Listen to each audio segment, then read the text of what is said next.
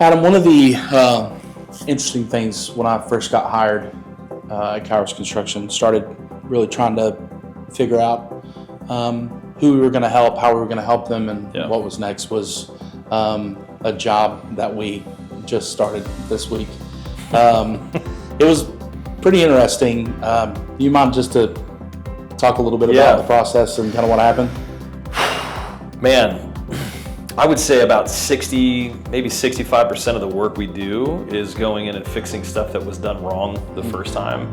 This is an example of that in spades.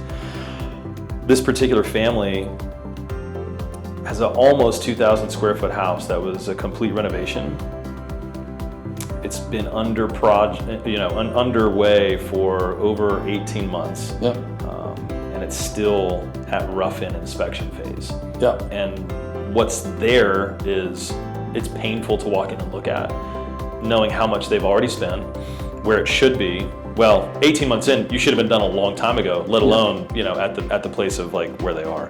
And they realized somewhere along the way that it wasn't going to get done correctly, no matter how many times they pushed back, no matter how many questions they asked, no matter how many times they pointed out things that just didn't seem right to them. It just never got fixed. And so that's where we came into the picture and started engaging in the conversation. And one of the things that I told this particular family was, what we want to accomplish in the industry, yes, we want to build fine homes and create incredible spaces, but I want everybody on our team to try to elevate the experience and educate homeowners on what it takes to actually do work correctly that will stand the test of time. And we were able to earn their business. We just started, to your point, this week, and what we've already uncovered is more than what we thought we were going to uncover. It's an interesting process. It was pretty interesting to me because we got there day one, and obviously we started doing some demo and getting things prepared for the next level of construction process, and even found that down to the waterproofing.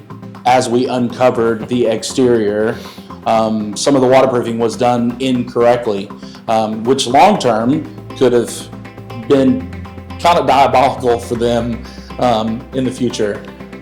One of the biggest, I think somewhere in the neighborhood of 80+% of all construction litigation as a result of water intrusion, water damage, over 80%. That's a big, big number. So if that's the case, it stands to reason that the primary question you should ask as a homeowner is, what's your water management plan? And most people don't have one. This one in particular, I don't even know if that was a consideration. The amount of things that was done wrong is not even the right way to put it. It's just like there's just no consideration of it at all. Cattywampus. Cattywampus is a good way to put that. I would cattywampus. Say. It's absolutely, it's disconcerting that people are putting these types of things on homes and charging them money that they're charging with little to no idea what they're doing. To that point, I think all said and done, once we're finished with the project and everything is put back correctly the way that we hope that it will look at the end, I think this client of ours could have literally probably leveled the home, rebuilt the home from scratch, brand new, and been out about the same amount of money. Probably would have cost them less. Not a desire that we would have for them. I mean, No. obviously we desire for them to be happy and not be in the position that they found themselves in, to the extent that we're willing, I would say we'd be willing to do the extra step to make sure that all the preventative stuff, like you were just talking about water, and we were going through that would be done to a level where we know that we can rest easy to know it's done correct. Like we were even talking about, as they're taking off the siding, taking off part of the deck to make sure that the wrapping under that is done correctly. So that's not a step we necessarily have to take, but I think it's a step we're willing to take and go the extra step to do that, because we know that it's done correctly. Well, it's not a step we're willing to take as much as it's a step that I'm unwilling to accept that job unless we're allowed to take those steps. If our name's gonna be on it, then I want to make sure that it's going to last and it's done correctly. And we're working with them to value engineer this to make sure that it ends up as a good result and not spend as much money, well, spend as little money as they have to, but as much as they need to get it done correctly.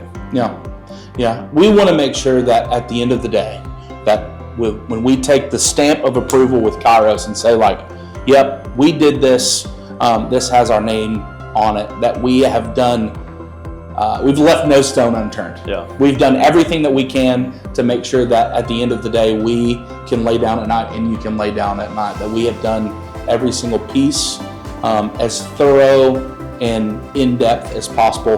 We're unwilling to cut corners. I'm not willing to do that. We're not willing to cut any corners and do anything halfway that,